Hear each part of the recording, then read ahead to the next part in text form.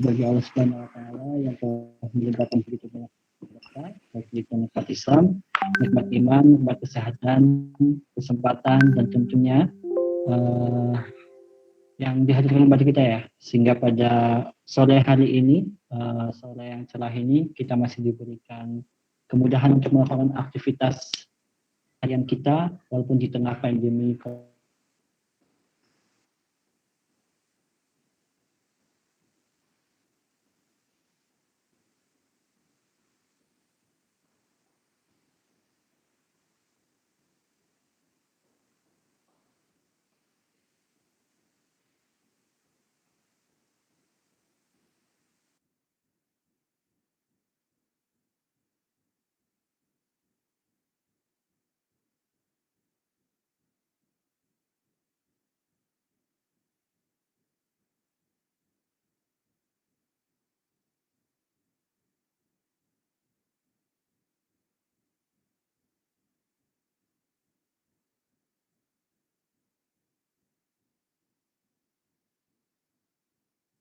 Rabbi shrah li sadri wa yassir li amri wahlul 'uqdatam min lisani yafqahu qawli amma ba'du.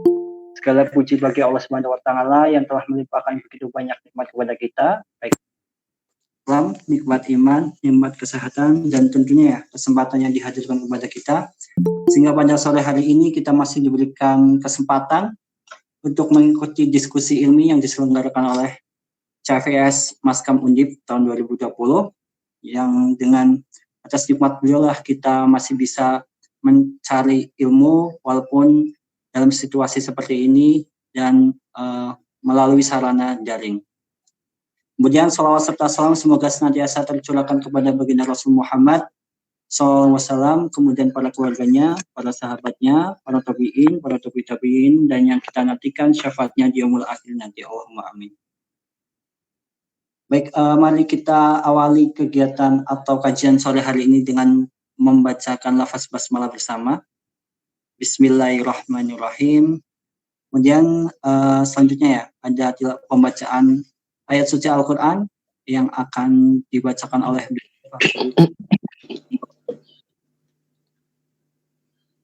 Assalamualaikum warahmatullahi wabarakatuh. Waalaikumsalam warahmatullahi wabarakatuh. A'udzu billahi minasy syaithanir rajim. Bismillahirrahmanirrahim. Qad sami'allahu qawlan lati tujadiluka fi zawjiha wa tashtaki ilallah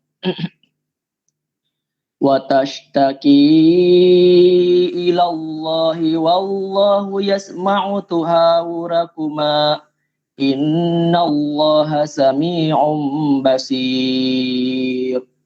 Alladzina yudhahiruna minkum min nisaihim ma hunna ummahatihim in ummahatuhum illallai waladanahum wa innahum layaquluna munkaram minal qawli wa zura wa innallaha la'afuwun ghafur. Walladzina yudhahiruna min nisaihim thumma ya'uduna lima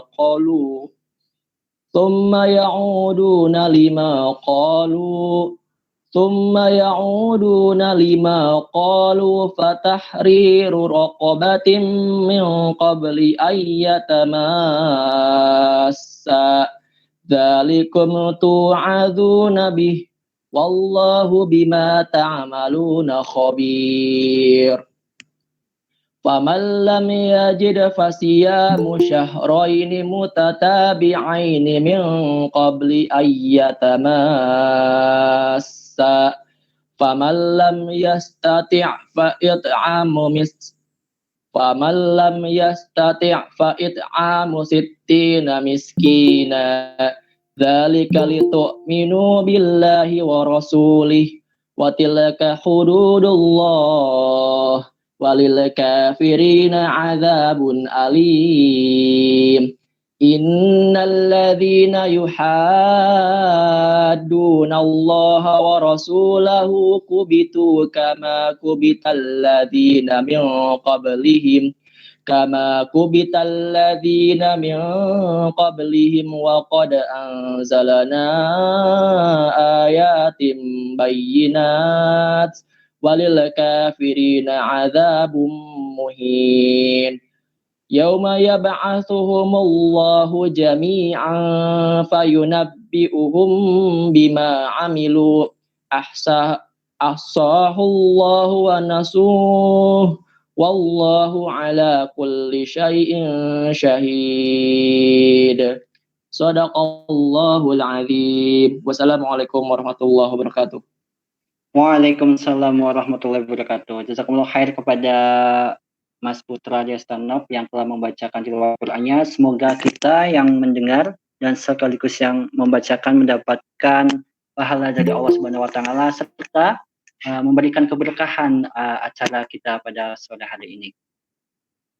Baik, alhamdulillahirabbil alamin, bersama kita sudah bergabung beliau Profesor Khairul Anwar. Selamat sore, Prof. Ya, selamat sore. Assalamualaikum warahmatullahi wabarakatuh. Waalaikumsalam warahmatullahi wabarakatuh. Bagaimana keadaannya, Prof? Sehat? Alhamdulillah, sehat walafiat di sini. Semoga sekarang posisi di mana? Di Bandung. Oh, di Bandung. Di Bandung, ya. Baik. Sebelumnya saya bacakan sedikit ya profil dari Profesor Prof Khairul Anwar yang beliau terkenal dengan menemukan konsep 4G, gitu kan. Mungkin tidak bisa membacakan secara keseluruhan karena sekitar 35 halaman, jadi saya rangkum sedikit saja. Beliau lahir pada 22 Agustus tahun 1978, berarti usia saat ini sekitar 41. Beliau juga merupakan alumni Teknik Elektro ITB. Kemudian S2-nya beliau melanjutkan di Nara Institute of Science and Technology, dan S3-nya juga sama di Nara Institute of Science and Technology. Nah, gelar masternya ini beliau dapatkan pada tahun 2005, dan 3 tahun setelahnya, tepatnya tahun 2008, beliau juga mendapatkan gelar doktornya. Sebuah pencapaian yang dibilang cukup bagus ya. Bagus sekali ya, 3 tahun mendapatkan gelar doktor. Kemudian salah satu penemuan beliau adalah penemu konsep 2 fase Fourier transform yang di kemudian hari dipakai dalam teknologi 4G LTE. Nah, yang kita sudah rasakan bersama, yang sudah kita rasakan kebermanfaatannya. Nah, oke, teman-teman sekalian. Pada sore hari ini diskusi kita adalah membahas terkait peran akademika berkontribusi pada negeri, temanya hari ini. Bagaimana kita tahu bahwasanya akademik atau sivitas akademika ini pengaruhnya besar ya untuk pembangunan negeri terutama. Kita tahu saintis-saintis kita sudah beliau mendiang B.J. Habibie juga perannya sangat kontributif banget untuk Indonesia, terutama di bidang pesawat dan lain sebagainya. Banyak sekali paten yang beliau dapatkan, dan kita beliau juga sudah hadir di sini, Prof Khairul, yang akan memberikan ya gambaran terkait kontribusi apa sih yang bisa dilakukan oleh para akademika. Maka kepada Prof Khairul dipersilahkan untuk menyampaikan materinya. Monggo, Prof.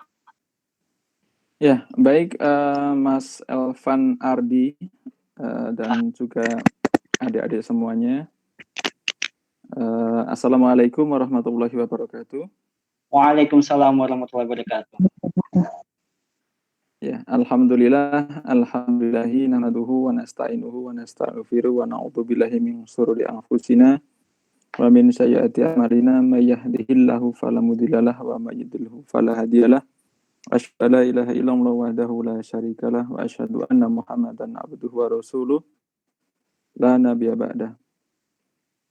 Qala Allah Ta'ala fil Qur'anil Karim, a'udzu billahi minasyaitonir rajim. Qul inna salati wa nusuki wa mahyaya wa mamati lillahi rabbil alamin. Ya, katakanlah sesungguhnya salatku, ibadahku, hidupku dan matiku hanyalah untuk Allah, Tuhan seluruh alam. Quran surat Al-An'am ayat 162. Nah, adik-adik semuanya, ya ini saya panggil adik-adik atau ada dosen di sini? Insya Allah ada aja, Prof. Ada dosen ya? Masih muda-muda. Oh iya. Oh, ada dosen. Ya, atau saya panggil rekan-rekan mungkin ya. Rekan-rekan. Enggak kenanya, Prof. Sedapatnya ya. Atau mungkin untuk perkenalan dulu, boleh tahu yang dosen ada berapa orang di sini? Mungkin bisa diaktifkan. Yang dosen mungkin. Ini saya diberi hak akses untuk sharing screen nggak ya? Bagaimana panitia? Ini you are presenting to everyone. Sudah keluar nih saya ya? Atau enggak nih ya? Sudah keluar. Cuman saya nggak bisa melihat ya. Yes.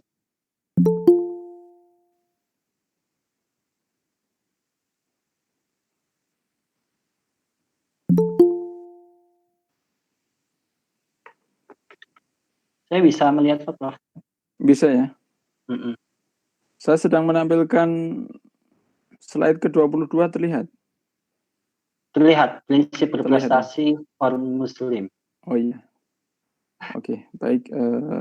Saya full screen sini.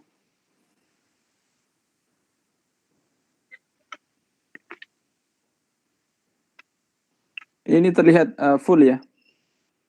Ya, terlihat. Cuman saya nggak bisa melihat rekan-rekan semua di sini. Nggak masalah mungkin itu ya? Mungkin pin-nya, Prof. Pin? Iya, yang itu kan ada tanda pin, diklik di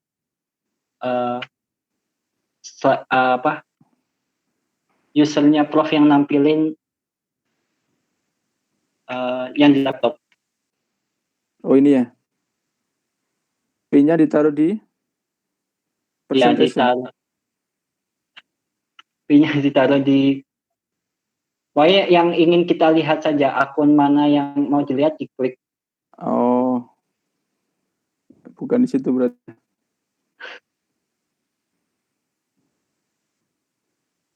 Enggak.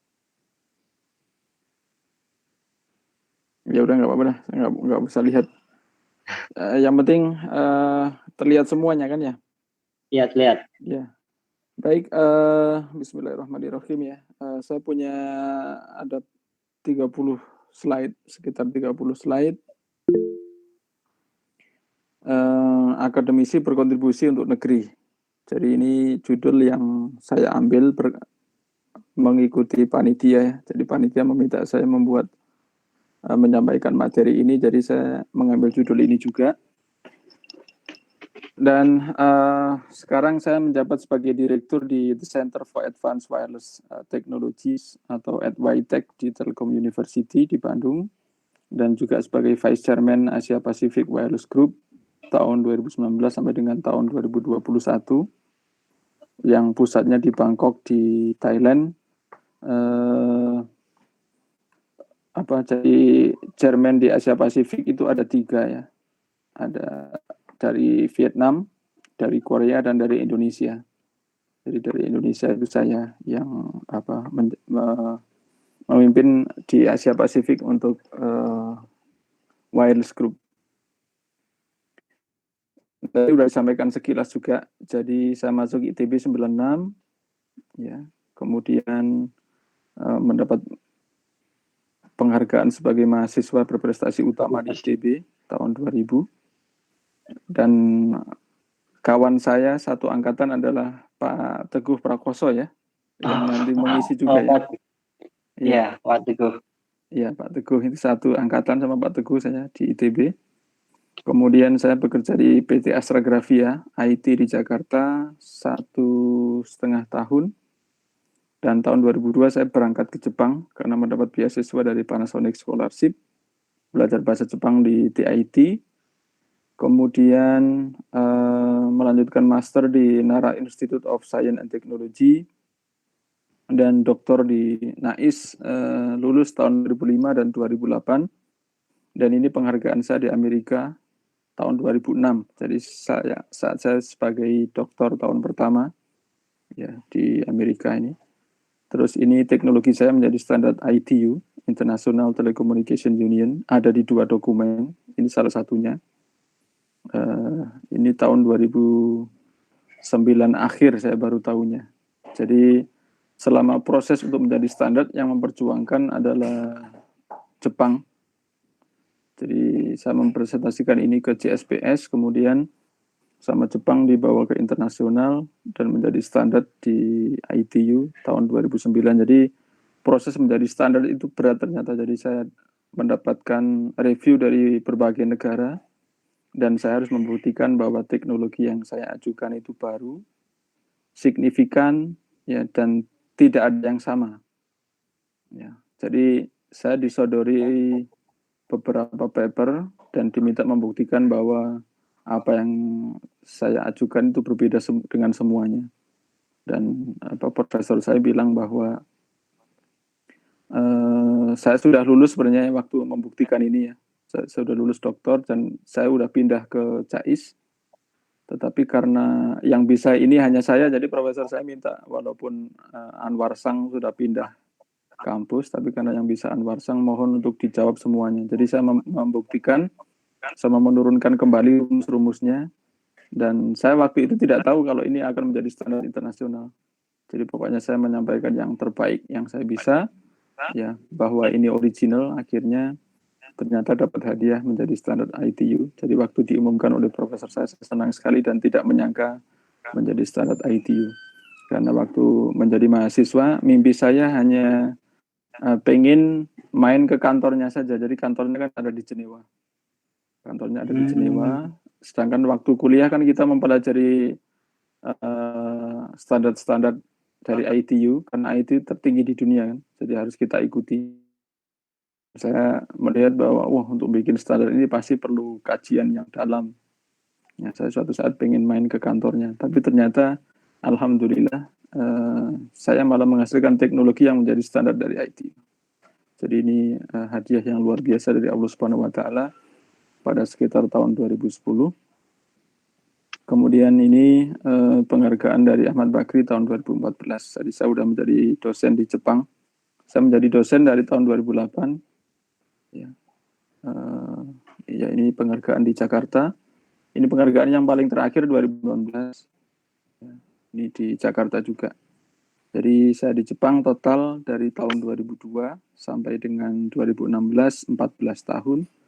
Dan sekarang join dengan Telkom University di Indonesia. Total saya berada di Indonesia 3 tahun. Ya, dari 3 lebih tahun lah. Karena 2016 akhir saya kembali ke Indonesia.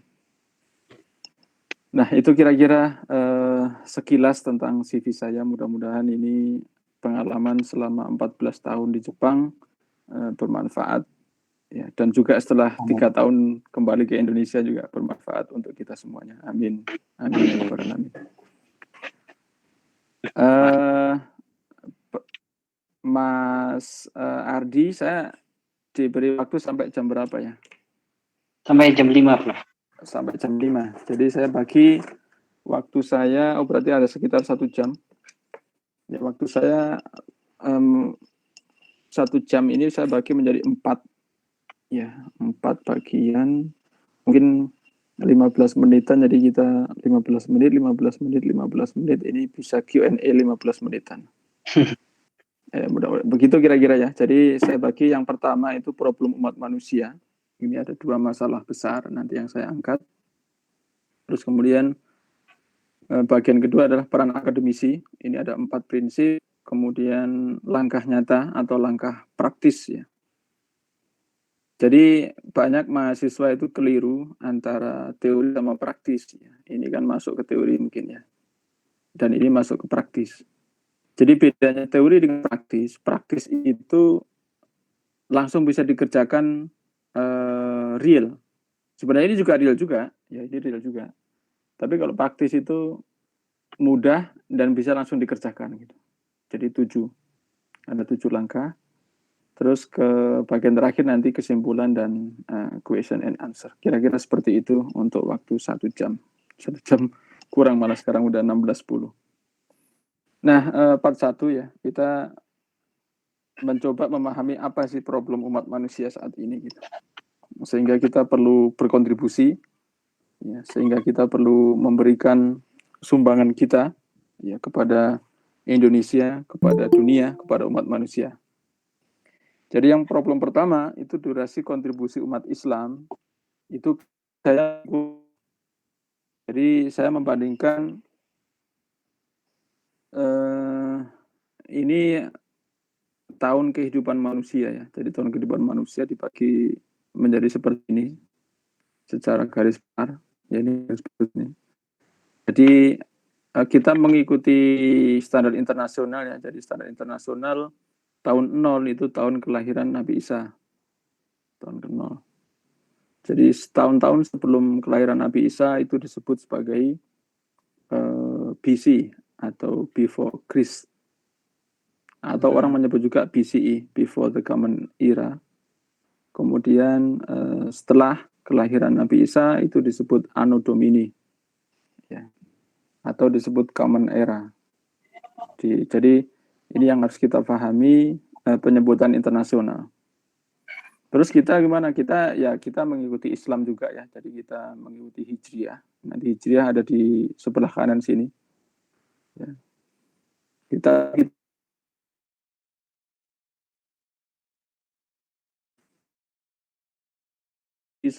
500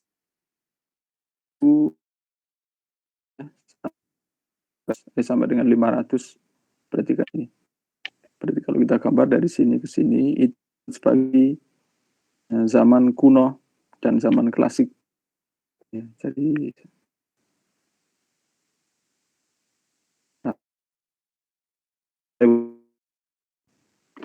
kemudian tahun 500 sampai dengan 1500, jadi dari 500 ini sampai dengan 1500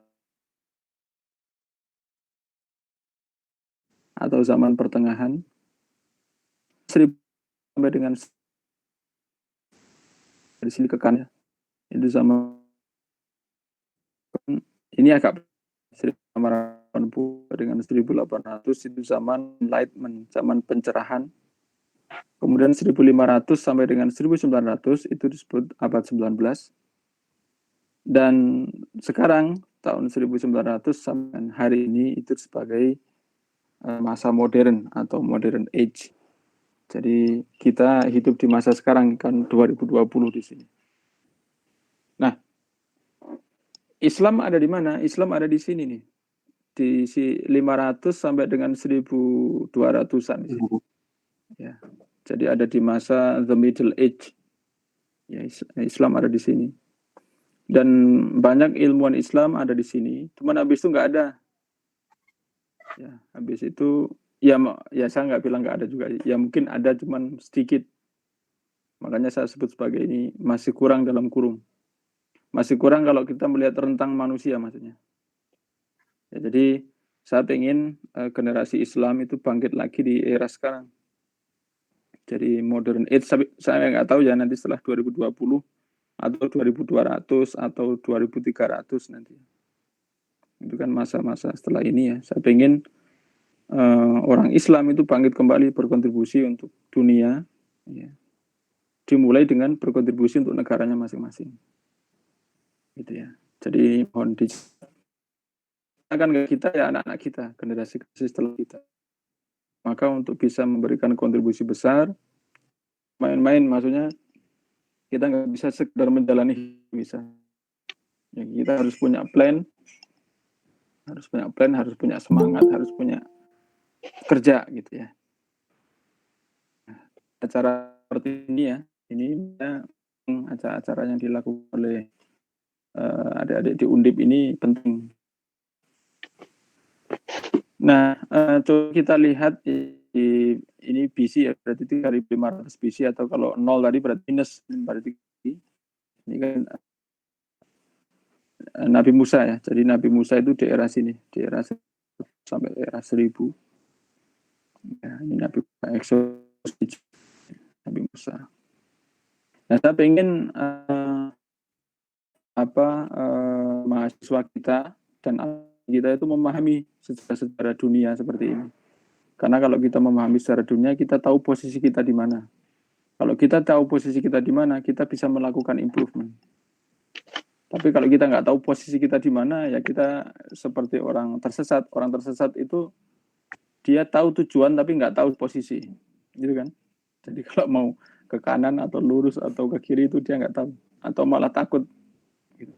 Tapi kalau kita mempelajari sejarah-sejarah seperti ini, ya bagus gitu, agar kita tahu posisi kita di mana. Terus Buddha dari 500 di sini, kemudian Euclid, Archimedes tahun 300 sebelum Nabi Isa, ya. Kemudian di sini ini kelahiran Nabi Isa di sini. Terus next ya. Jadi habis itu ya ini penemuan ilmuwan ya. Ini Ptolemy yang untuk jadi zaman-zaman di awal itu banyak penelitian tentang alam semesta atau luar angkasa. Baru penelitian terkini itu mulai penelitian untuk kehidupan real di bumi, ya. Mulai tahun mendekati ke modern age gitu ya. Kemudian Nabi Muhammad SAW itu lahir di sini. Ya, jadi di zaman Middle Age kan 500 sampai 1500. Jadi di sini 500 ini. Kemudian ya berbagai proses ya, makanya bagus bagi kita untuk mempelajari Nabawiyah. Terus Nabawiyah kemudian dicocokkan dengan dunia. Ya, jadi kita misalkan kemarin penyerangan di Australia tuh yang menembaki orang sholat Jumat di masjid itu kan memberi amanah di senapannya itu kan dari orang-orang Kristen. Ya, jadi nama-nama peperangan terhadap Islam itu kan ada di situ. Itu menurut saya perlu kita pahami. Ya, perlu kita pahami sejarahnya apa yang terjadi saat itu. Jadi kan tahun 600 sampai 1200 ya, ini kalau kita bandingkan dengan nanti ya di sini ya, ini banyak sekali penemuan teknologi. Copernicus tahun 1000-an, Newton law yang kita pelajari di fisika, ada hukum pertama, hukum ketiga ya, itu kan di sini nih, di 1675. Ini Leeuwenhoek menemukan bakteria, terus kemudian ini menemukan penemuan di darah ya, Harvey, terus kemudian jadi revolusi industri. Nah, itu dimulai di Inggris. Ini pertama mungkin ya. Atau revolusi kedua ya, karena kalau pertama nggak disebut revolusi, ini kedua berarti. Revolusi sekarang revolusi keempat. Nah, ini revolusi industri kedua dengan penemuan mesin uap kan, mesin uap untuk bisnisnya transportasi. Kalau revolusi industri pertama mesin tenun, ya tenun menghasilkan pakaian, itu revolusi pertama. Kalau ini menghasilkan transportasi dan ya yang dulu pakai kuda maka bisa pakai kereta. Nah, terus ini elektro kalau bidang saya di sini ya, maksudnya mulai ada di sini. Jadi ini kan penemuan elektronika dan elektromagnetik mulainya di sini. Nah, kemudian ini abad 19 ya, sampai dengan 1900 kan banyak ini telegraf, ini mulai Faraday ya. Kemudian ya ini kan hukum-hukum di elektromagnetik di telekomunikasi, ini Thomas Alva Edison. Marconi, ini banyak penemuan telekomunikasi berkembang pesat nih. Ya, sampai dengan sampai dengan 1900 ini sampai 1990. Ya. Jadi sekarang kan 2020. Nah, adik-adik bisa lihat di sini ya. Maka penemuan Islam itu hanya ada di sini. Jadi 600 sama 1250. Itu pun kalau kita bandingkan dengan masa ini ya, kebanyakan orang-orang yang non muslim yang menemukan. Bisa dua sebab. Yang pertama adalah mungkin penemuan orang Islam itu disembunyikan, jadi tidak dirilis, atau memang ya kita kurang banyak, atau sudah banyak tapi menurut saya masih kurang ya. Ini sudah banyak menurut saya. Nanti kan di slide berikutnya saya bahas apa yang harus kita lakukan gitu terhadap ini. Gitu. Nah, itu problem pertama. Problem kedua, ya itu kalau problem kedua saya menyoroti tentang umat Islam dan Indonesia terutama ya. Jadi ini ahwalul muslimin al yaum. Jadi penyakit umat Islam hari ini. Ya, penyakit umat Islam hari ini itu punya kelemahan-kelemahan ya. Jadi ini kan kelemahan dha'fu atau dhaif ya, itu kan lemah. Jadi yang saya highlight di sini adalah dha'fut tarbiyah. Jadi kita lemah pendidikan. Ini saya rasakan terutama setelah saya kembali dari Jepang ya. Jadi karena pendidikan di Indonesia itu levelnya masih di bawah pendidikan orang-orang Jepang. Jadi susah sekali menggerakkan masyarakat. Mengajak masyarakat berbuat baik itu susah. Misalkan mengajak masyarakat mematuhi aturan lalu lintas itu susah. Mengajak masyarakat membuang sampah itu susah. Mungkin mengajak masyarakat hidup sehat melawan corona juga susah. Karena tarbiyah kurang, ya pendidikannya kurang. Kalau saya di akademisi, lihatnya kalau mengerti subjek, ya kalau saya di Jepang mengerti orang Jepang, pun member saya itu full profesor, itu saya suruh mau mereka. Jadi misalkan dari Kyoto University, saya bilang bagian W3 dari Osaka, dari Tokyo Institute of Technology itu dari Anda work package 4. Setiap pertemuan ya 1 tahun, itu saya pasti ada pertemuan sekali yang menghadirkan semuanya. Semua. Jadi 2 orang, 3 orang. Semua saya bayar sih. Semua saya bayar. Ada yang bahkan saya bayar, dia bilang, Anwar Sensei, this is too much. Ya, terlalu besar uang saya kasih. Jadi saya kembalikan uangnya. Akhirnya saya itu bingung, ini gimana uangnya. Akhirnya saya pakai untuk mahasiswa saya sendiri. Itu jadi kalau orang-orang yang berpendidikan tinggi itu mudah digerakkan. Paham? Itu kita ngomong berkali-kali itu nggak dilaksanakan. Ya, jadi menurut saya ini penyakit yang harus kita sembuhkan. Maka itu salah satu penyebab saya terjun ke dunia pendidikan ya. Karena salah satu cara untuk memperbaiki negara kita yang paling efektif itu pendidikan. Setiap tahun ya saya misalkan mengajar satu kelas 40 orang. Maka setiap tahun semester ya 40 orang. Minimal 10 orang yang saya hajar harus berubah menjadi orang yang baik. Baik keluar masyarakat, kemudian masyarakat ngajar lagi 40 orang, keluar lagi masyarakat ngajar lagi 40 orang begitu. Jadi itu salah satu contoh atau cara untuk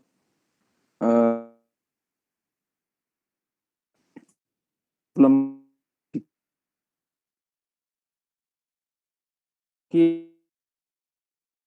juga. Jadi kalau wawasan kurang itu karena orang sana melawan kalau wawasan kurang, kalau melawan karena dia tidak tahu, kan juga disebut tahu dan orang. Penting bagi saya itu untuk menambah wawasan. Masuk tadi ya secara sejarah umat manusia dari sampai dengan perlu dipahami. Jadi saya pengen mahasiswa karena itu kita mengurangi ini kelemahan lain, misalkan lemah prestasi, lemah keamanan ini banyak. Jadi sembarangan obrol di anaknya gitu. Sehingga kalau misalkan ditemukan anaknya siapa namanya,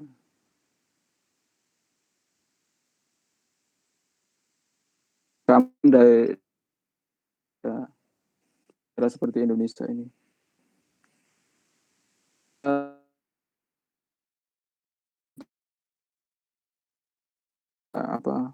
Saya nggak tahu ya. Saya pengennya itu kalau misalkan mengajar gitu ya, semua orang itu paham dan semangatnya itu ada gitu. Makanya saya ada acara seperti ini senang. Jadi kita berkontribusi untuk ilmu pengetahuan. Jadi meneliti atau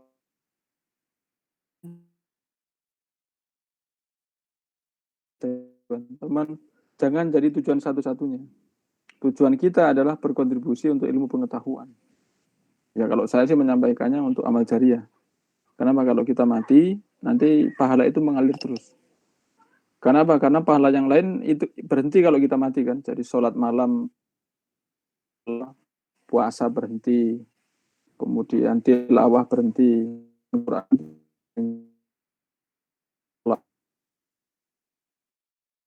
nah saya itu misalnya anak-anak sekarang itu hanya dikasih tahu sekali, misalnya harus teliti ini, kita harus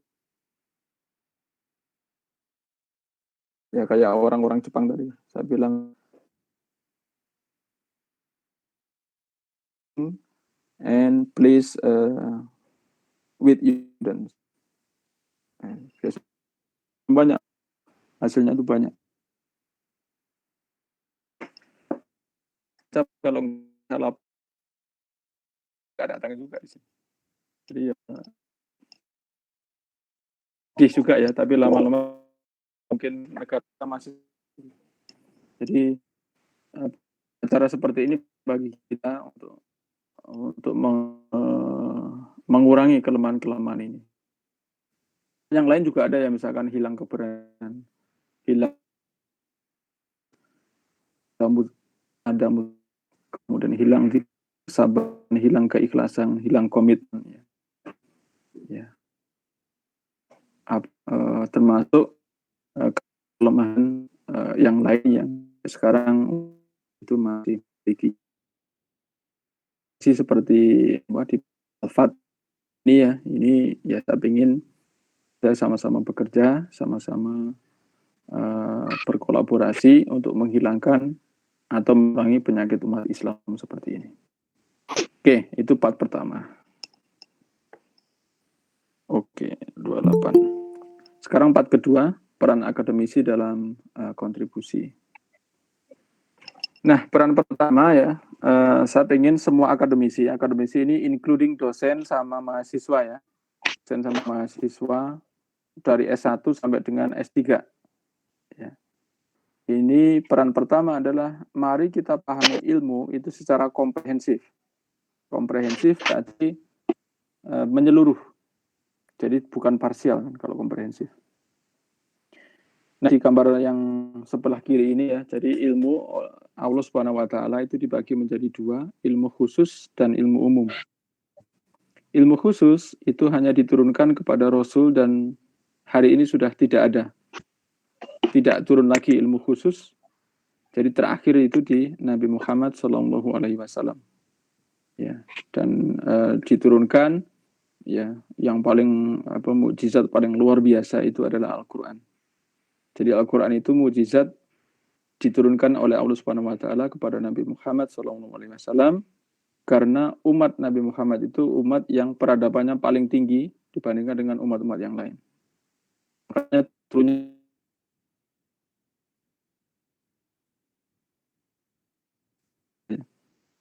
ini kan mukjizat yang berhubungan dengan pemikiran, berhubungan dengan otak, berhubungan dengan peradaban Al-Qur'an. Ya. Nah, Al-Qur'an itu turun ya melalui jalan formal ya. At-Thariqur Rasmiyah, kemudian melalui wahyu ya diturunkan kepada Rasul dalam bentuk ayat-ayat Al-Qur'an ya, al-ayatul qauliyah dan minhajul hayah. Dia menjadi pedoman hidup. Kemudian kebenarannya adalah al-haqiqatul mutlak. Jadi kebenarannya mutlak atau kebenarannya hakiki kalau Al-Qur'an. Dan ilmu Allah yang satunya itu adalah ilmu ammah atau umum, ya turunnya melalui jalan tidak formal ya atau rikotu ghairur rasmiyah. Kemudian dalam bentuk apa? Al-ilham. Ya. Jadi ilmu ini oleh Allah dalam bentuk al-ilham, kalau yang khusus dalam bentuk wahyu, kalau ini ilham.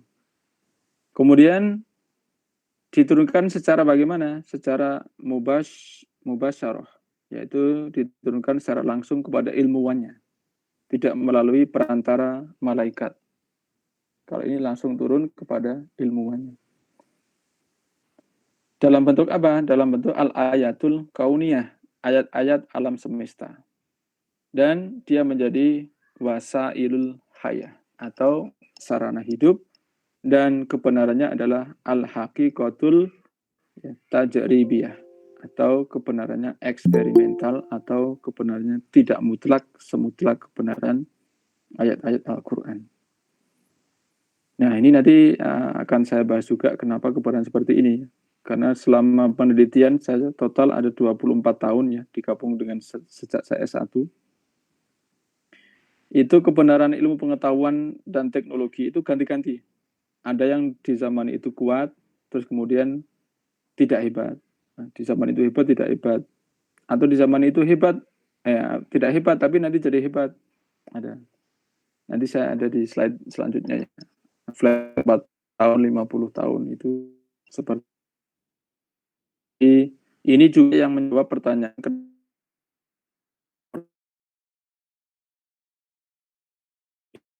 ya, karena ya, ilmu ini diturunkan langsung oleh Allah Subhanahu wa taala kepada ilmuwannya, bisa macam-macam, ada ilmuwan muslim, ada ilmuwan non muslim. Karena nah, maksud di sini itu kita yang muslim ya, kita yang muslim kan kita paham ini. Jadi kita paham bahwa ayat semesta itu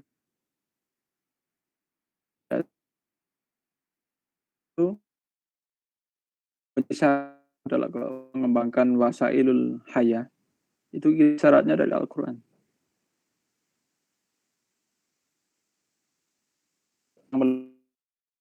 Dari slide ini juga kan. Itu dari itu berat juga. Ayat dikaji itu berat, turunkan di eksperimen itu berat. Satu ayat. Jadi pertama adalah memahami secara komprehensif. Kenapa? Karena orang yang dijamin oleh Allah Subhanahu wa taala tinggikan derajatnya. Kemudian di antara yang paling berhak dijadikan pemimpin adalah yang lebih tinggi ilmunya. Orang yang paling takut kepada Allah adalah orang yang berilmu. Ini yang membuat saya deg-degan. Jadi kalau kita sudah mempelajari ilmu tapi kita tidak takut kepada Allah Subhanahu wa taala, maka kita tanyakan kepada diri kita. Apakah benar kita sudah berilmu atau sudah meneliti? Terus kemudian menjadi jalan tersampaikannya ilmu Allah kepada manusia. Dan yang ada hubungannya dengan tema hari ini adalah bangsa yang memimpin peradaban adalah yang menguasai dan jadi bangsa kita maju, ya, bangsa kita menjadi pusat peradaban Islam, ya, kita harus menguasai ilmu pengetahuan dan teknologi. Oke, yang kedua itu adalah memahami kontribusi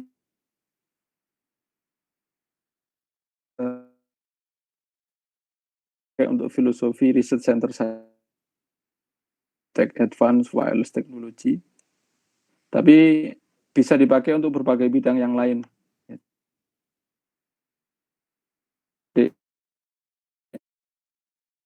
Pengetahuan itu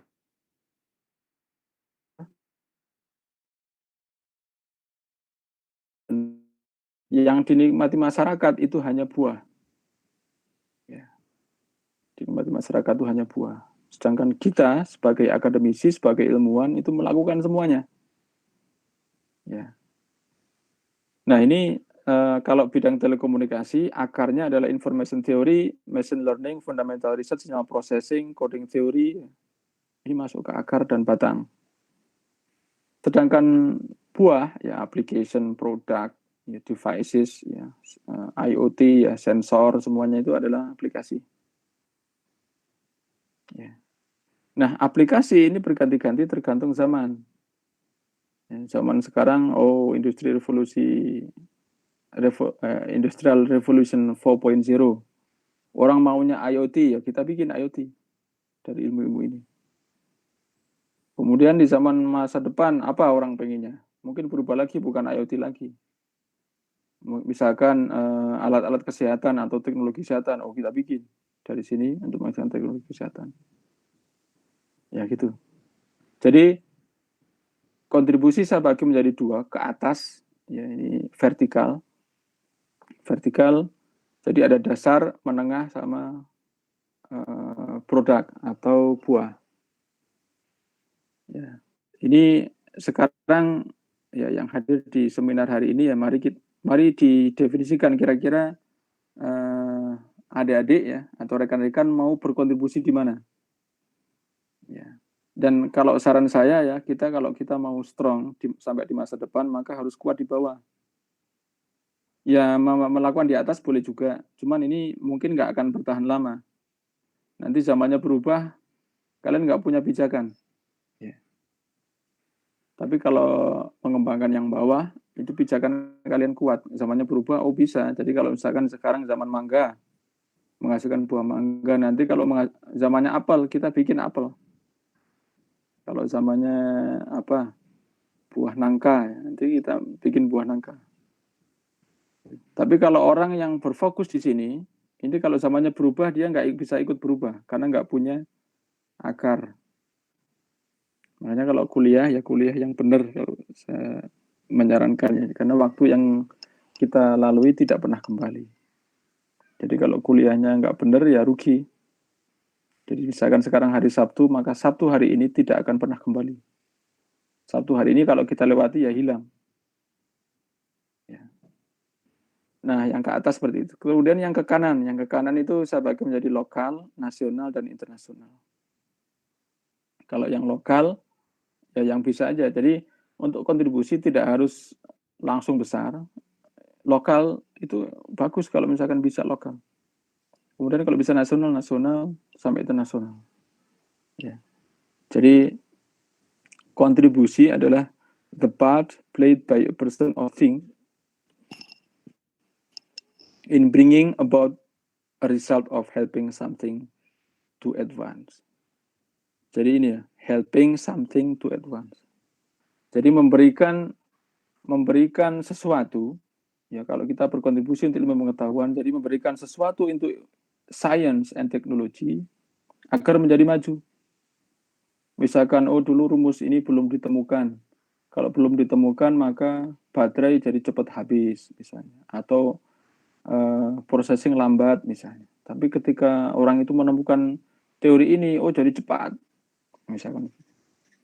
Ya, itu kontribusi. Nah, kalau itu dipakai oleh orang seluruh dunia, maka betapa besar pahala kita. Oke, 1639, very fast. Kemudian peradaban ya. Jadi tadi kan saya bilang juga bangsa memimpin peradaban, ada bangsa menguasai ilmu pengetahuan dan teknologi.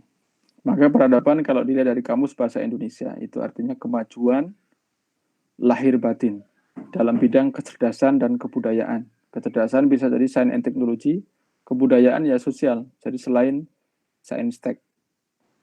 Dan kuncinya adalah kemajuan. Kalau kita lihat dari English, ya, the states of human, social, and cultural development. Jadi pembangunan atau stage pembangunan manusia secara sosial dan kultural dan organisasi ya that is considered most advanced. Jadi kata kuncinya advance, maju ya. Ini foto saya di Egypt, jadi saya menghadiri International Symposium on Information Theory tahun 2010 waktu saya masih di Jepang. Terus kemudian saya juga ke Turki, ini ISID 2013 di Turki. Ya, ini gereja yang dipakai sebagai masjid. Jadi bekas gereja yang dipakai sebagai masjid. Jadi ini kan ada gambar-gambar Kristen ya, tapi ini dipakai masjid. Jadi ini imam, sebelah sini itu imam. Jadi saya jalan ke sini. Nah, ini contoh peradaban dunia. Dan di Al-Quran di Surat Ar-Rum ayat 9 ya, dan tidakkah kalian dan tidakkah mereka berbagian di bumi lalu melihat bagaimana kesudahan orang-orang sebelum mereka yang mendustakan Rasul. Jadi ini contoh negara-negara yang dihancurkan oleh Allah Subhanahu wa taala. Ya. Yang maju saat itu ya. Jadi maju di zamannya. Yang maju di zamannya. Dan kalau kita jalan-jalan ke sana itu kita tahu. Jadi misalkan saya ke piramid ini ya, ini kan saya masuk ke dalamnya. Ke yang paling besar. Itu kan itu sebenarnya kuburan di dalam dan jalannya sempit. Jadi kalau papasan dengan orang ya, saya papasan dengan orang luar udah gelap ya, panas di dalamnya. Tapi kan bayangin bagaimana pembangunan zaman dulu gitu. Jadi ini adalah teknologi maju di zaman itu. Dan saya yakin Indonesia juga bisa gitu ya. Kita mulai sekarang itu serius ya, memikirkan kira-kira apa yang bermanfaat untuk negara kita. Terus peran ketiga itu menggali dan mengajarkan karya ilmuwan Islam. Ya, tadi kan saya bahas di awal tahun 600 sampai dengan 1250. Ini kan masa kejayaan Islam. Ya. Nabi Muhammad SAW lahir tahun 570 sampai 632 meninggalnya. Ya, maka ini kan kejayaan Islam mulai 650, jadi 20 tahun setelah Nabi wafat. Kan banyak itu ilmuwan mempublikasikan hasil karyanya. Misalkan ini Al-Khawarizmi lahir 780 sampai dengan 850. Ini kan awal munculnya Aljabar. Jadi Al-Khawarizmi itu menyelesaikan persamaan linear sama kuadratik. Jadi kan yang kita pelajari di sekolah SD ya, itu sebenarnya dari beliau. Jadi misalkan 5x minus 8 sama dengan 2x plus 1, ini bagaimana menyelesaikannya. Kan ini pakai balancing. Jadi ini kalau kita diajari guru kita ini geser ke kanan, tandanya berubah. Itu sebenarnya adalah pakai balancing. Jadi kalau ini plus 8, maka di sini juga harus plus 8. Maka di sini 0, di sini plus 8, seolah-olah dia berpindah ke kanan. Misalkan kayak gitu. Jadi seperti temu X sama dengan 3. Ini kan yang mengajarkan kan Al-Khawarizmi. Terus kuadratik, persamaan kuadratik, bagaimana diselesaikan. Kita kan mempelajari di sekolah yang ngikutin guru aja kan. Ngikutin guru aja tanpa tahu sejarahnya. Ya, ini kan kalau beliau menyelesaikan ini kan gini. Jadi kalau X kuadrat, kan ini X kuadrat. X kuadrat ditambah 10X, 10X dibagi menjadi 5X plus 5X. Kan ini 5X. Ini 5X. Jadi kan total 4. Nah, kalau 4 ini kan 5 plus X kali 5 plus X kan. 5 plus X kali 5 plus X sama dengan 39. Nah, sama dengan 39. Karena ini kan ini kosong ini. Ini kan enggak warna pink ya. Maka luasan ini itu sama dengan 39 plus 25. Nah, ini kan diketahui 25. Nah, seperti itu. Ini kan hal-hal sederhana yang tapi kita nggak tahu bahwa ini berasal dari Al-Khawarizmi yang hidup tahun 780 sampai dengan 850. Dan saya ingin peran akademisi sekarang itu menggali dan mengajarkan karya ilmuwan Islam. Ya, misalkan ini Al-Kharoji ya, tahun 1980. Ini kan Aljabar ini lepas dari geometri. Kalau tadi kan masih berhubungan dengan geometri. Nah, ini lepas dari geometri. Ya, akhirnya menemukan teori binomial yang kita pakai sekarang. Ya, kalau saya pakai di telekomunikasi ya. Untuk menghitung bit error itu saya masih pakai ini. Sama distribusi, beberapa distribusi menghitung error pada Internet of Things. Ya, itu pakai ini. Terus kemudian karya-karya besar, ya, ini Ibnu Sina. Ibnu Sina itu luar biasa, dia menghafal Al-Quran pada usia 10 tahun. Kemudian ahli pengobatan sejak 16 tahun dan mengatakan bahwa disiplin ilmu ini itu yang mudah ya, easy. Ya, bagi beliau ini mudah untuk bidang pengobatan. Kemudian dia menulis sejak umur 21 tahun. Ini kan pada yang hadir di sini kan sekitar 21 tahun juga kan ya. Betul. Nah, ini ya harus banyak menulis. Ya, ini kan udah menulis banyak buku Ibnu Sina sejak umur 21 tahun. Jadi ya saya pengen kita sebagai akademisi menggali dan mengajarkan karya-karya ilmuwan Islam. Jadi jangan hanya dipakai namanya aja, tapi dipelajari gitu. Sekarang kan banyak kan mulai rekan-rekan kami di Bandung di sini ya, ada Pak Mada dari UIN. Beliau menerjemahkan buku karya-karya ilmuwan. Kayaknya sudah dijual ya untuk matematika misalnya. Kan beliau menerjemahkan beberapa buku, itu bisa dibeli, dipelajari, dikembangkan kembali. Kenapa seperti itu? Ini jadi manfaat mengembangkan ilmu zaman dulu. Ini bukan dalam kajian kayak tadi ya. Ini dalam bidang saya, ini dalam information theory. Jadi saya mengajarkan kuliah ini di S2 Telkom University.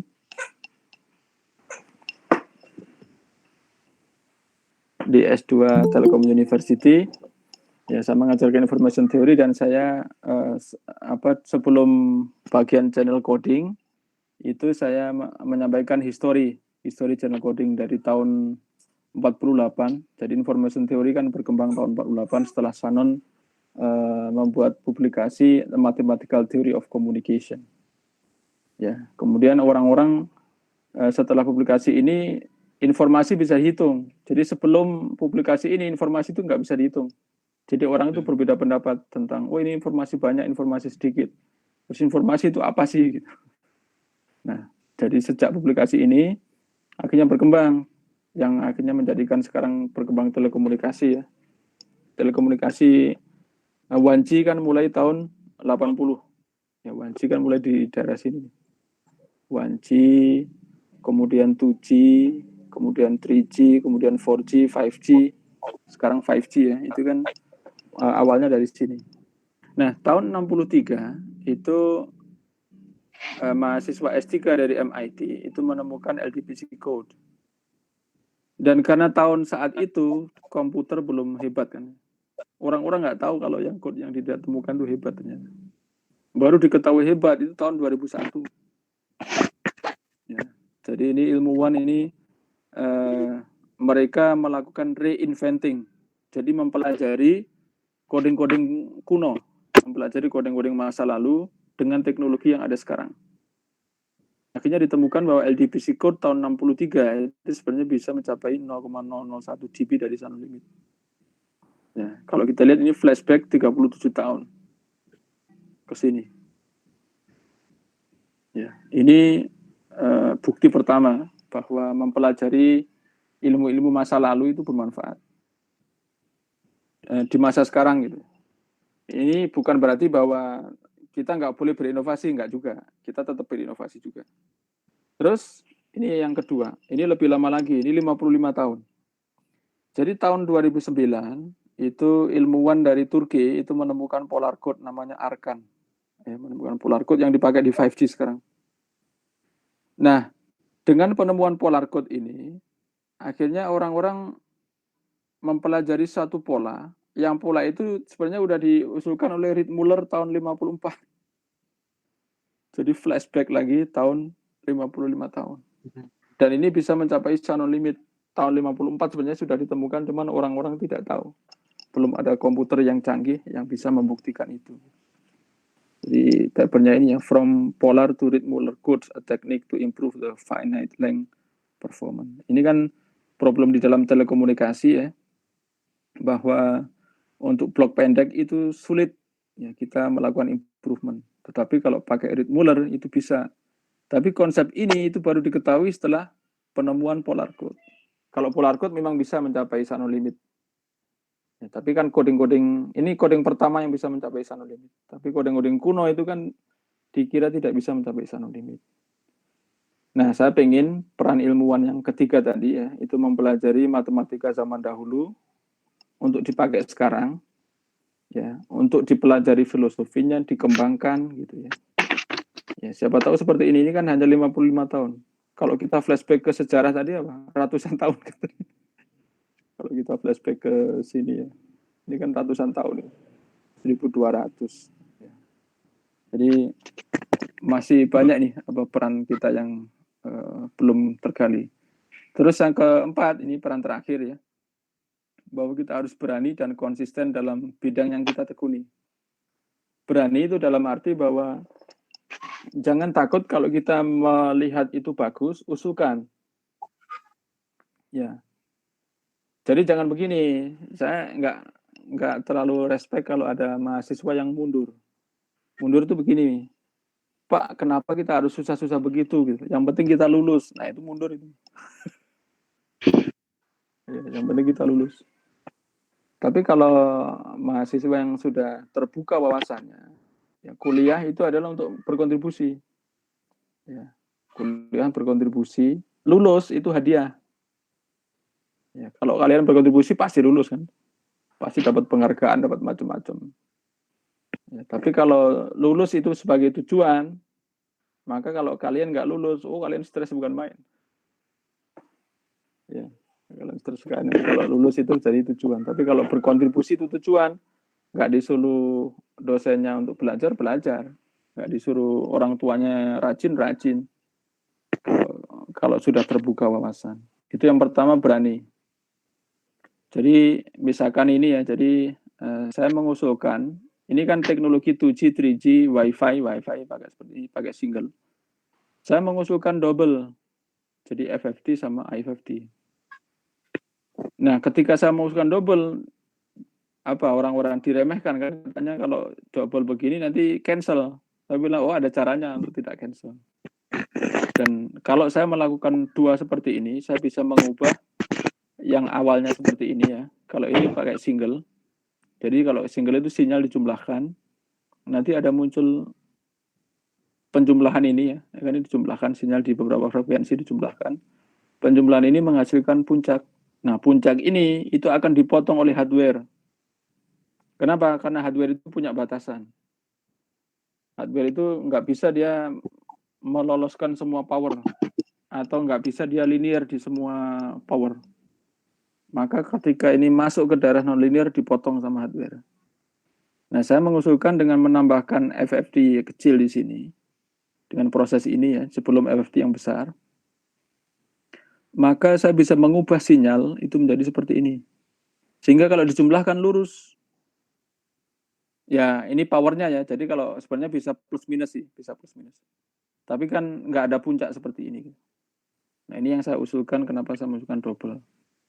Ini kan orang-orang kan pertama itu meremehkan, nanti terjadi cancel, ngapain Anda usulkan dua, padahal single, aslinya single gitu. Nah, ternyata 5G juga masih pakai dua sekarang. NSA sekarang pakai dua, yang SE juga pakai dua. Ya, sama dengan 4G, yang 5G sekarang. 6G ini masih belum tahu, 6G 2030 belum tahu. Nah, ini kan dulu waktu saya diremehkan orang seperti itu, saya juga pertama ya, ini pentingnya kita punya profesor yang bagus juga ya. Jadi saya disemangati oleh profesor saya, no problem. If you think that it is excellent, you have to propose for a patent. Jadi saya patenkan tahun 2005 ini di Jepang. Dan paten saya patenkan di Amerika dan approve 2010. Wah, ini berat ini perjalanan ini. Sebenarnya saya penulis pertama ya di sini ya. Di paten Jepang saya penulis pertama. Cuman mungkin dalam konversi ini mungkin nggak tahu, mungkin profesor saya kok jadi penulis pertama. Tapi di semua yang menulis saya, yang membuktikan itu saya. Jadi saya tahu ini seluk-beluk paten ini. Terus ini yang menjadi standar ITU, ya ini juga yang membantu profesor saya sih. Jadi ya senang juga dibantu oleh beliau. Wah, tinggal 6 menit. Jadi itu tadi 4 peran akademisi ya. Akademisi, ya akademia dalam pengembangan pengetahuan meteorologi. Jadi konsisten dalam bidang itu karena apa? Karena jangan bulan ini meneliti ini, bulan depan ganti lagi, jangan. Jadi ya adik-adik harus pilih satu expertise yang nanti adik-adik dikenal dengan expertise itu. Jadi saya dipesanin profesor saya di Jepang itu, Anwar, you have to select one expertise such that everybody knows you from your expertise. Jadi kalau kita diundang di seminar, itu orang tahu expertise kita itu dari bidang itu. Jadi kalau target profesor saya adalah saya menjadi pembicara di konferen-konferen IEEE. Dan alhamdulillah udah tercapai semua. Jadi saya itu dulu bermimpi saya punya paper di Globecom. Nah, IEEE Globecom itu tertinggi di telekomunikasi. Ya, Globecom dan ICC ada 2. Tercapai tahun 2013. Paper saya accepted di sana. Terus saya pengen, ya Allah, saya pengen single author di conference top telekomunikasi. Single author berarti penulis tunggal kan. Dan tercapai tahun 2016. Saya menjadi top punya paper single author di top conference tahun 2016. Terus ya Allah, saya pengen menjadi pembicara di top conference, dan tahun 2018 ya saya menjadi pembicara di IEEE ICC. Ya. Jadi kalau ingat itu ya saya alhamdulillah berterima kasih pada Allah Subhanahu wa taala yang mengabulkan permohonan saya gitu, untuk ya itu kan hanya ini aja sebenarnya, ya, indikator aja. Ya, atau bukan tujuan utama sih, tapi itu menunjukkan proof bahwa kita itu kalau kita konsisten, ya maka kita nanti dihargai orang. Gitu. Jadi orang itu paham keahlian kita. Gitu. Ya. Untuk orang-orang Jepang itu meneliti satu laser ya, laser biru itu 40 tahun. Jadi 40 tahun itu laser terus yang dipelajari tiap hari. Ya. Misalkan saya, ya adik-adik nanti ambil aja satu bidang yang itu kira-kira adik-adik ahli di situ. Ya, saya di Indonesia ini mengembangkan Raptor coding. Ya, setelah pulang dari Jepang saya mengembangkan Raptor coding, saya kembangkan di Bandung. Ya dari tahun 2016 Raptor coding sampai sekarang, sampai hari ini, sampai besok minggu depan ini mahasiswa saya sidang ya S1 itu juga tentang beberapa bagian dari Raptor coding. Jadi sekarang itu saya hafal sekali Raptor coding di luar kepala. Padahal baru 3 tahun. Ya, dan termasuk ini kan Raptor coding konsepnya dipakai di 5G kan. Ketika standar 5G keluar, I know very detail. Jadi saya tahu bagaimana Raptor coding itu berevolusi terhadap channel. Kalau kita fokus di situ, tantangannya adalah orang-orang di kita itu kadang-kadang angin-anginan. Anginnya lagi ke COVID-19, orang-orang pindah COVID-19. Anginnya lagi kemana dia pindah. Ya tantangannya di situ sih. Jadi memang di situ diperlukan kita kekonsistenan. Ya. Kalau saya di Indonesia ya, kalau saya di Jepang itu saya full research. Kalau di sini ya kadang-kadang ikut project. Jadi soalnya kalau nggak projectnya nggak ada project. Ya. Jadi makanya saya tulis tadi 80%, 20%. Jadi seandainya 20% saya harus membahas bidang yang lagi ngetren, maka saya 20% saja. Tapi 80% itu tetap stay di core, di inti, di expertise yang ingin kita capai. Tinggal 2 menit ini, Mas. Oke. Ini gimana nih? Diselesain saja, Pak. Diselesain saja ya. Oke ya, saya selesaikan ya. Jadi oke adik-adik ya, tadi prinsip akademisi, sekarang kita action in practice of daily life. Ya. Action in practice of daily life. Jadi ada 7 ya. Jadi prinsip pertama adalah kita harus ikhlas. Ya. Tadi saya baca di awal, kul inna sholati wa nusuki wa mahyaya wa mamati. Jadi kalau di kampus atau di mana itu ikhlas, nggak dipuji orang, itu fine. Ya. Jadi kalau dalam bekerja, membantu dosen, di organisasi, ikhlas. Ya, ikhlas itu berarti harapan kita adalah Allah Subhanahu wa taala. Kita mempersembahkan untuk Allah Subhanahu wa taala. Maka kalau yang kita ada 2 kemanfaatan di sini ya. Yang pertama adalah kalau kita niatkan untuk Allah Subhanahu wa taala ya, ini untuk Allah di sini. Maka pekerjaan kita adalah yang terbaik. Ya kan, misalkan nulis paper, ini saya niatkan untuk Allah Subhanahu wa taala. Masa nulis paper ada errornya, ada jeleknya. Pasti yang terbaik. Terus yang kedua, nggak dipuji orang nggak apa-apa. Karena tujuannya bukan untuk pujian, tujuannya adalah untuk Allah Subhanahu wa taala. Jadi udah bekerja siang malam, bahkan tidurnya kurang, terus kemudian nggak dipuji. Itu fine. Ya, ini prinsip ikhlas. Ya, jadi kalau kita ikhlas, kita menghasilkan karya untuk amal jariah, maka ya waktu setelah mati ini masih jalan, kalau ini berhenti. Ya, tadi saya balas di awal tadi. Terus prinsip kedua, punya mimpi ya. Jadi adik-adik ini silakan bermimpi di bidang masing-masing. Kalau ini adalah mimpi saya di bidang telekomunikasi. Jadi saya pengen foto saya ada di dalam kenangan orang-orang di masa depan nanti bahwa saya berkontribusi untuk ilmu pengetahuan, terutama bidang telekomunikasi. Gitu ya. Jadi saya kan sekarang meneliti Raptor. Jadi saya mengembangkan inovasi-inovasi baru di Raptor Coding sekarang. Nah, saya berharap nanti dari publikasi saya ini dikenal oleh orang-orang internasional, termasuk bagian dari kontribusi saya. Terus kemudian saya mengembangkan Turbo M1. Ini memori one yang untuk teknologi close to zero energy, jadi teknologi yang tidak perlu baterai, tidak perlu tanda kutip ya perlu baterai cuman very small. Terus kemudian saya mengusulkan kode random access. Nah ini kan beberapa dari usaha kita mewujudkan mimpi gitu. Kenapa demikian? Karena mimpi itu ya sebagai sumber energi yang tidak pernah habis, mirip matahari. Ya. Nggak digaji, it is fine. Nggak dipuji, it is fine. Karena mimpi kita mulia. Terus prinsip ketiga, berpikir besar. Jadi kalau berpikir besar itu kalau terhadap masa depan harapannya baik. Kalau bekerja, mencari pekerjaan, membantu orang. Kalau berkompetisi dengan terbaik. Kalau ada kesalahan, memaafkan. Kalau bermimpi, mimpinya yang tinggi. Kalau berbicara yang positif. Ya. Jadi ini kan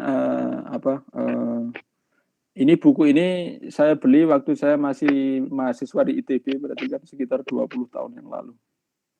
Ya, lebih dari 20 tahun ya, 22 tahun yang lalu lah. Ya, ini kan saya membeli buku ini ya, The Big Thinking Big ya. Jadi kalau orang-orang yang berpikir besar itu dia tidak mudah menyerah. When you believe, your mind will find a way. Ini kata David J. Schwartz ya. Di pengarang buku itu. Ya menurut saya salah satu buku yang bagus untuk pengembangan diri ya. Pengembangan diri agar kita itu kalau misalkan gagal, itu kita nggak langsung putus asa. Jadi kalau misalkan ada pengajian terus hujan, tuh kan hujan nggak usah berangkat, bukan gitu. Tapi kalau hujan ambil payung. Ya, itu kalau kita thinking big itu menemukan jalan selalu. Kalau misalkan ini gagal, kita muter. Gitu. Terus kemudian yang keempat ya, 4 dari 7 ya, maka kita harus hidup bervariasi dan seimbang. Ya, varying dan balance. Contohnya adalah ini kalau hidup tidak bervariasi, hidup monoton, ini kuliah pulang, kupu-kupu. Jadi mahasiswa studi oriented tok sekolahnya. Jadi dari kos-kosan ke kampus, kos-kosan kampus maka 0,81 bit. Tapi kalau ini misalkan ya, ini sedikit bervariasi menikah, ya naik 1,41 bit dari 0,81. Terus kemudian udah punya keluarga, terus ikut organisasi gitu ya. Kalau ini bisa di-replace dengan organisasi juga sih ya. Kalau misalkan masih belum menikah, jadi dia ikut organisasi maka naik. Sedangkan kalau udah keluarga ikut organisasi, terus kemudian bagus manajemen waktunya, maka naik 1,69. Nah ini udah punya keluarga, organisasi, tapi nggak bagus manajemen waktu, turun lagi 1,49. Ya, jadi balance, seimbang. Ya ada waktu untuk keluarga, ada waktu untuk sendiri, ada waktu untuk sekolah atau kantor, ada waktu juga untuk masyarakat. Ya, ini katakanlah ini untuk masyarakat. Jadi khairun nas anfa'uhum linnas. Ya. Ini kalau saya pakai entropi dari information theory. Nanti kalau misalkan penasaran bisa diskusi dengan saya. Pak, gimana kok Bapak bisa menyampaikan informasi sama dengan kebermanfaatan misalnya. Ya kalau saya sih gampang nanti menyampaikan, kalau orang ini misalkan meninggal atau dia punya anak, maka ilmu apa yang diberikan ke anaknya? hampir nggak ada kan, karena pengalamannya sedikit sekali orang-orang seperti ini. Tapi kalau orang-orang bermasyarakat, ya, organisasi itu banyak pengalamannya. Jadi banyak yang bisa diceritakan ke anak-anaknya. Maka orang-orang seperti itu hidup jiwanya. Ya, manfaatnya akan banyak ke anak-anaknya, nanti anak-anaknya menyampaikan lagi seperti itu. Terus prinsip kelima, endurance and character. Jadi akademisi nggak boleh curang. Ya, ini kan beberapa mahasiswa yang saya kenal, saya temui di Jepang yang gagal kuliah S2 atau S3 di Jepang. Ya, karena memalsukan tanda tangan profesor, plagiat, atau nggak tahan banting misalnya. Jadi pain is temporary and pride is forever. Jadi kalau misalkan S1 menderita saya misalkan, bertahan aja paling juga 4 tahun, atau kalau extend ya 4,5 atau 5, ya pasti nanti akan selesai juga. Kalau dokter, apalagi dokter biasanya yang paling berat.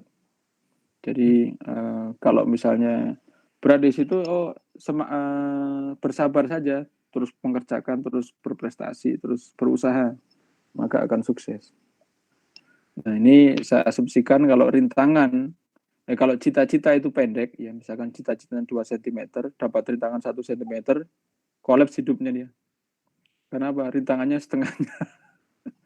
Tapi kalau cita-citanya 1000 cm, rintangannya 1 cm bisa diignore kan ini. Karena 1/1000 kan, 0,0001. Kalau ini 1/2 berarti 0,5. Ya. Jadi itu maksud dari sini endurance itu. Jadi kalau ada rintangan itu kita kuat. Ya. Ini kalau ini saya ambil dari kanjinya ninja. Nin itu prihatin, sha itu orang. Jadi ninja itu adalah orang-orang yang prihatin. Jadi kalau kita lihat dari dekomposisi, ini katana, ini kanjinya katana yang ini. Terus ini kanjinya kokoro. Kokoro itu hati, ini pedang. Ini itu percikan darah, bisa air ya. Jadi orang-orang ninja itu orang-orang yang prihatin itu hatinya. Ya kalau digambarkan orang Jepang ini hati tertusuk pedang gitu kali ya maksudnya. Nah kalau kita ya prihatin seperti itu. Jadi orang-orang kita harus rela lah untuk prihatin. Jadi jangan kalau saya bilang bahwa semua pahlawan itu menderita. Jadi misalkan mahasiswa saya mau join, kalau Anda akan menderita kalau jadi mahasiswa saya. Kenapa? Karena saya mengutamakan kualitas riset, kualitas tulisan itu saya perhatikan. Bahkan nggak hanya itu, keindahan juga perhatikan. Jadi saya nggak suka kalau misalkan gambar nggak halus atau apa, itu nggak suka. Makanya kualitas kan itu kan. Jadi saya bilang Anda akan menderita jika bersama saya. Tapi semua pahlawan itu menderita. Nggak ada pahlawan kipas-kipas itu terus jadi pahlawan nasional, nggak ada. Semua pahlawan itu menderita. Ya, jadi harus kuat, ya. Harus endurance dan karakternya harus bagus. Ya, nggak boleh ada cheating, nggak boleh ada menipu dan lain-lain. Terus prinsip ke-6, feedback. Jadi kita harus bermasyarakat dan mau menerima kritikan atau saran dari orang. Ini saya ambil juga dari kanjinya Jepang ya. Ini Kyoryoku, dipakai di Kyoryoku itu kerjasama.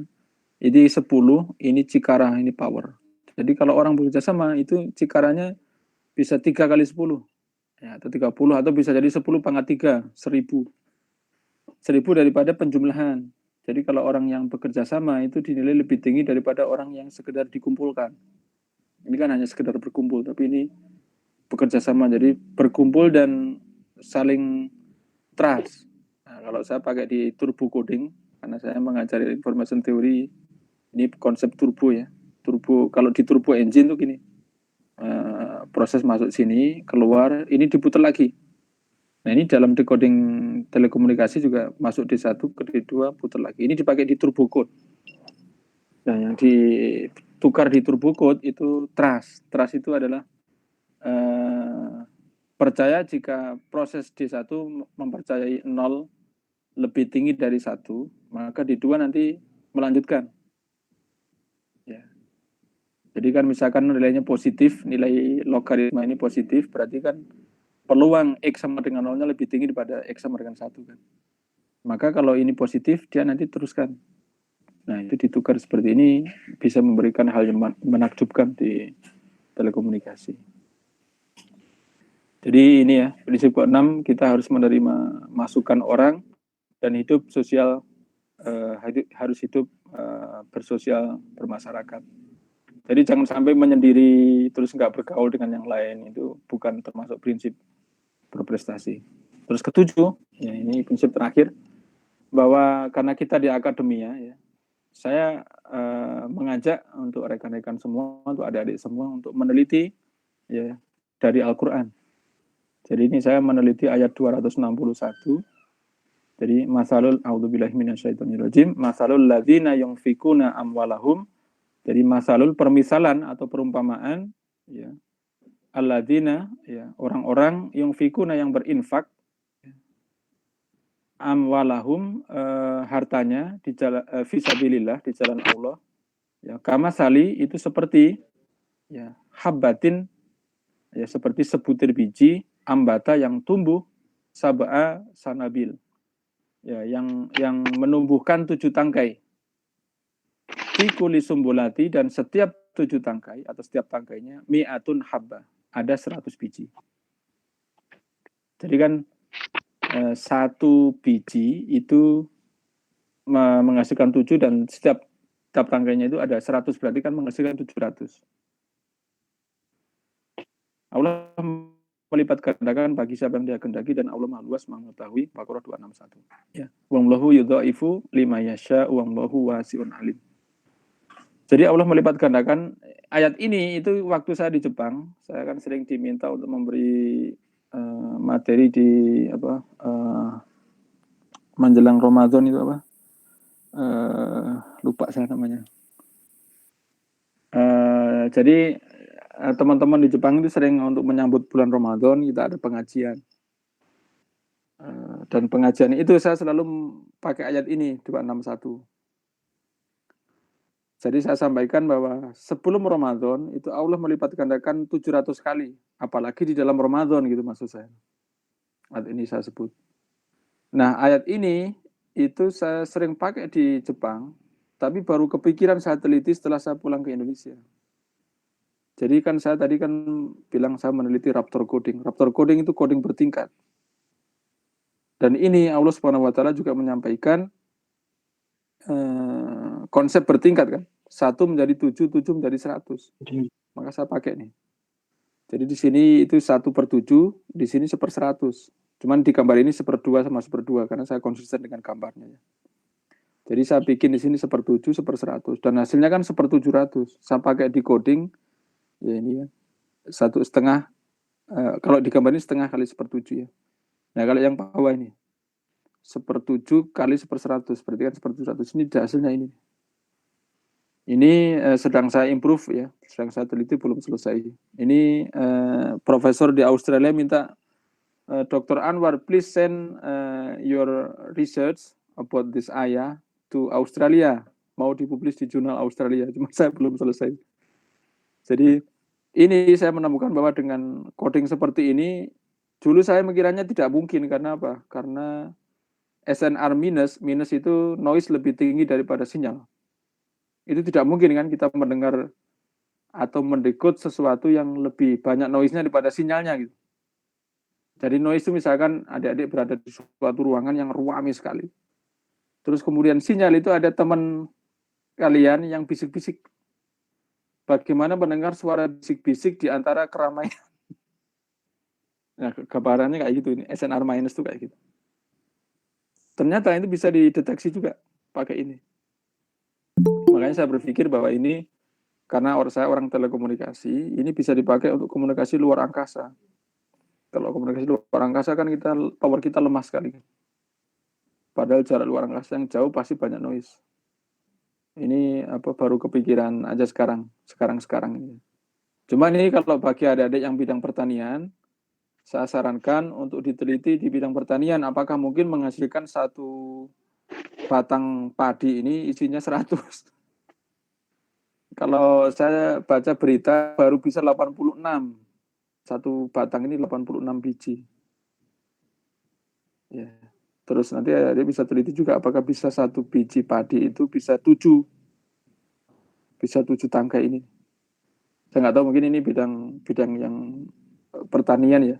Karena kalau saya bidang elektro dan telekomunikasi, saya pakainya di elektro dan telekomunikasi. Nah, itu tadi pesan terakhir.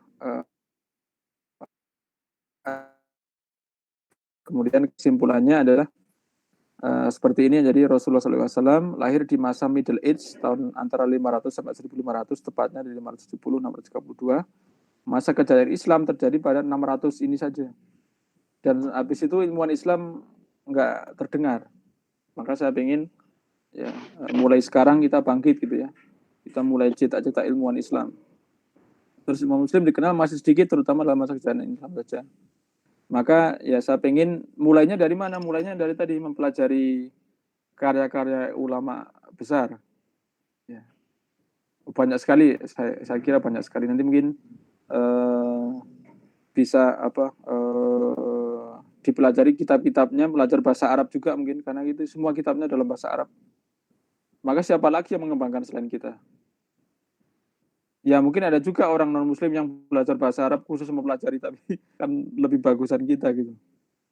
Terus muslim harus banyak berkarya dan menulis. Ya, tadi kan saya beri semangat, umur 21 Ibnu Sina udah mulai menulis banyak karya.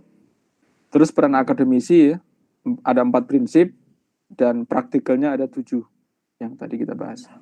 Baik, demikian dari saya, mudah-mudahan bermanfaat. Wassalamualaikum warahmatullahi wabarakatuh. Waalaikumsalam warahmatullahi wabarakatuh. Jazakumullah khair kepada Prof. Hairul Anwar yang telah menyampaikan materinya yang begitu luar biasa sekali, menginspirasi kita di sore hari ini ya teman-teman. Dan ini sudah masuk beberapa pertanyaan. Ada panjang-panjang. Oh iya, gimana? Ya semoga saja waktunya cukup ya, kita habiskan sampai mungkin maghrib. Pertanyaan pertama, Arif Fadilah. Wassalamualaikum warahmatullahi wabarakatuh, Ustaz. Izin bertanya mengenai persoalan pengembangan pendidikan di bidang sosial. Saat ini kita temui banyak sekali penemuan teknologi, baik dari telekomunikasi, biologi, fisika, dan sebagainya. Namun saat ini seolah-olah bidang sosial menjadi bidang mediocre dan tidak banyak dikembangkan. Kira-kira bidang sosial yang saat ini mungkin untuk dikembangkan dan bisa banyak memberikan kontribusi untuk dunia apa saja gitu. Mungkin itu saja. Dikumpulin aja berapa? 3. Karena yang di bawahnya itu lebih penjelasan dari pertanyaan pertama. Ini pertanyaan kedua. Assalamualaikum, saya Fazil dari Teknik Komputer Undip. Izin bertanya, bagaimana memantapkan diri untuk mengambil bidang tertentu agar tidak salah di tengah jalan? Pada kenyataannya masih banyak orang yang mengambil bidang yang salah sehingga banyak yang tidak terpakai ilmunya dan banyak orang yang berhenti di tengah jalan.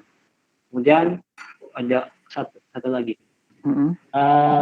Karin Yulifiarti, dari Karin Yulifiarti. Assalamualaikum, Masya Allah ilmunya Prof. Izin bertanya Prof, karena kondisi beberapa kampus untuk pembelajaran belum efektif seperti mahasiswa hanya mengejar nilai saja.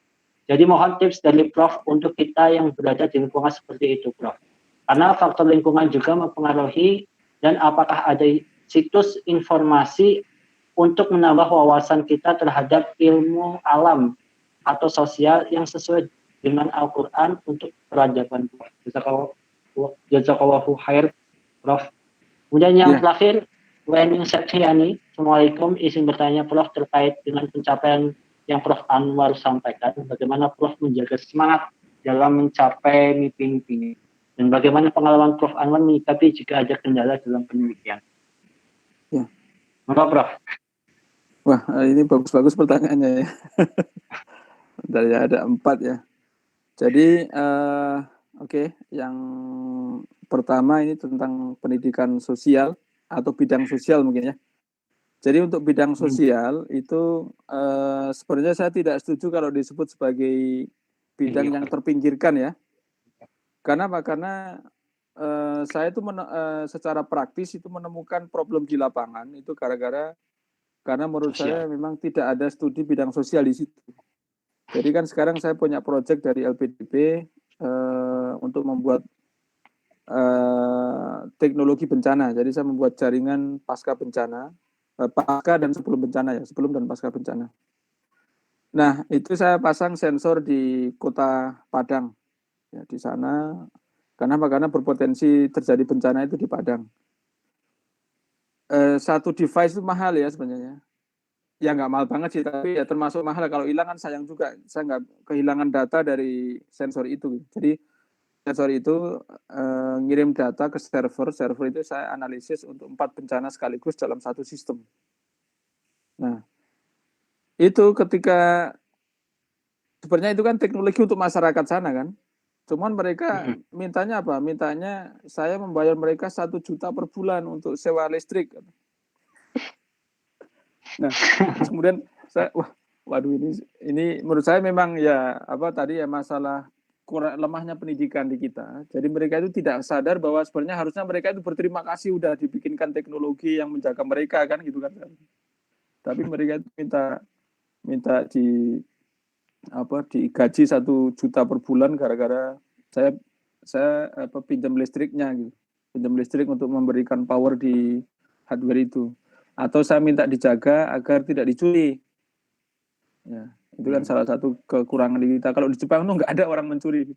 Jangankan sensor yang jelas dipasang di tiang atau di dalam tanah gitu ya. Itu yang laptop saya ketinggalan aja nggak ada yang ngambil. Laptop saya ketinggalan di kereta kemarin waktu saya ke Jepang bulan Februari. Itu di kereta sampai di ujung itu nggak ada yang ngambil. Februari 2020 kemarin saya ke Jepang lagi, ada project dari ASEAN kan. Saya ke sana, itu laptop saya ketinggalan, tapi laptop ini yang saya pakai ini kan ketinggalan di Jepang lagi. Nah, itu nggak ada yang ngambil.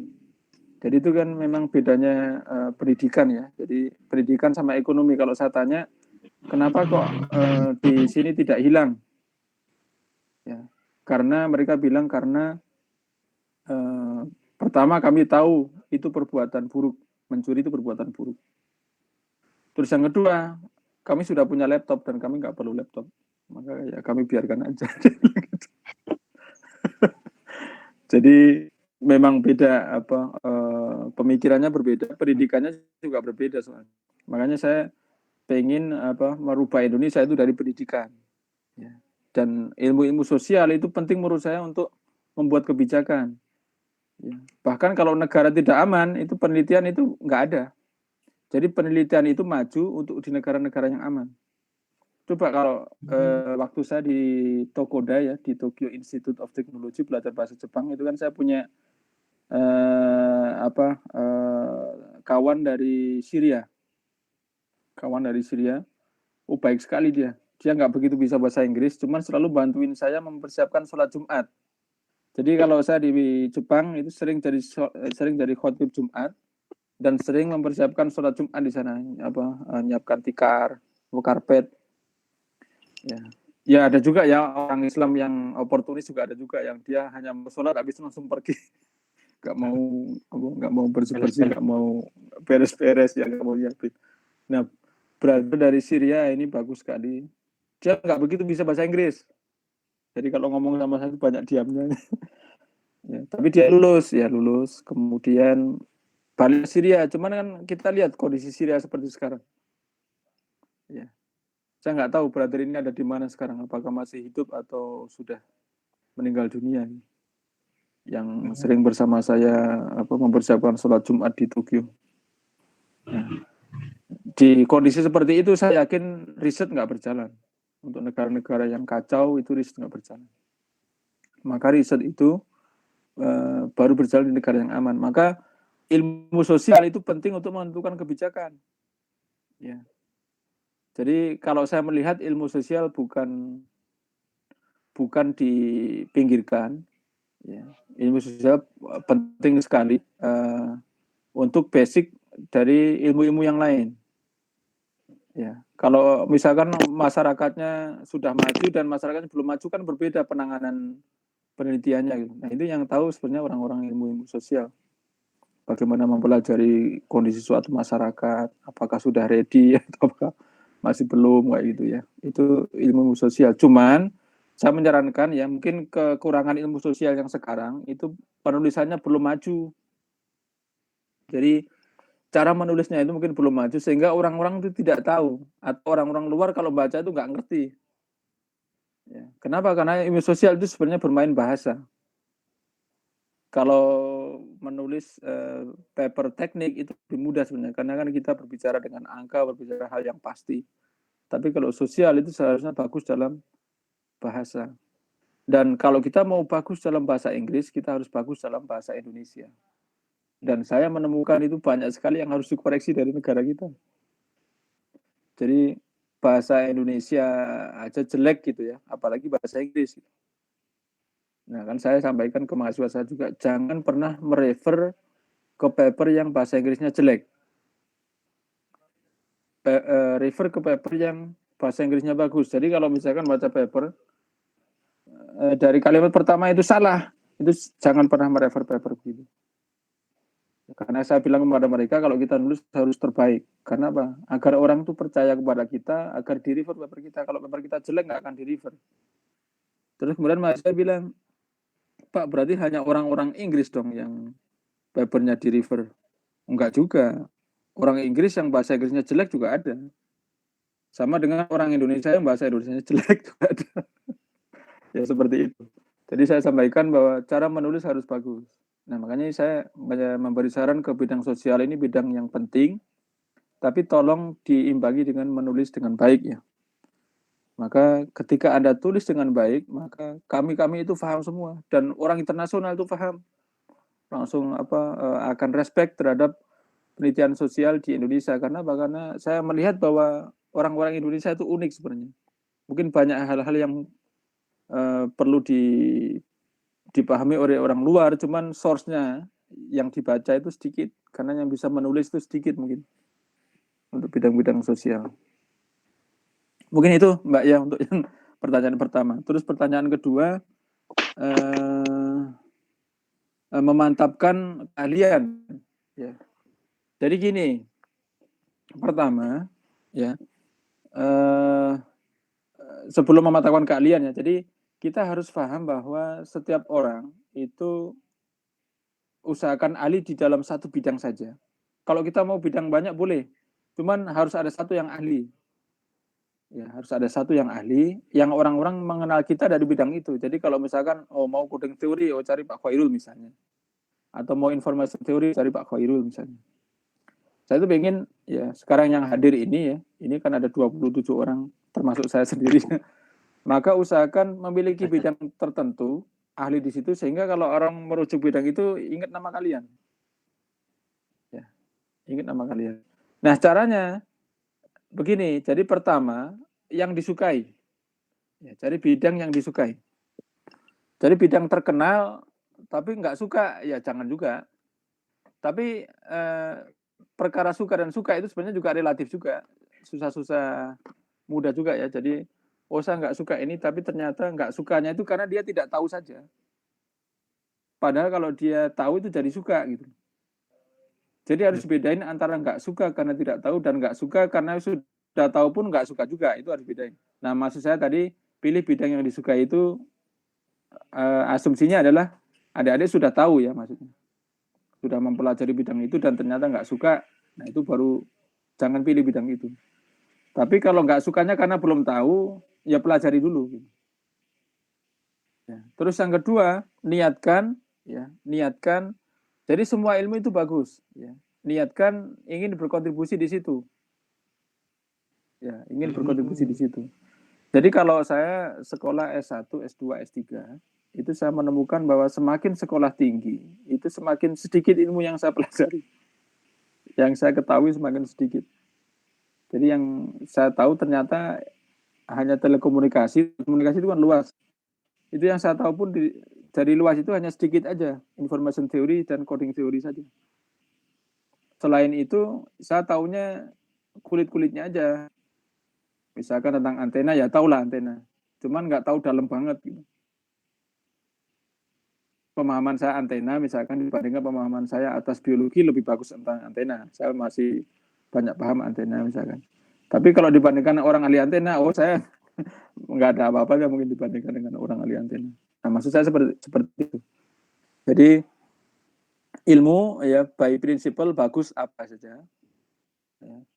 Terus pilih yang disukai. Disukai itu kalau kita suka itu enjoy. Ya, yang enjoy di sana.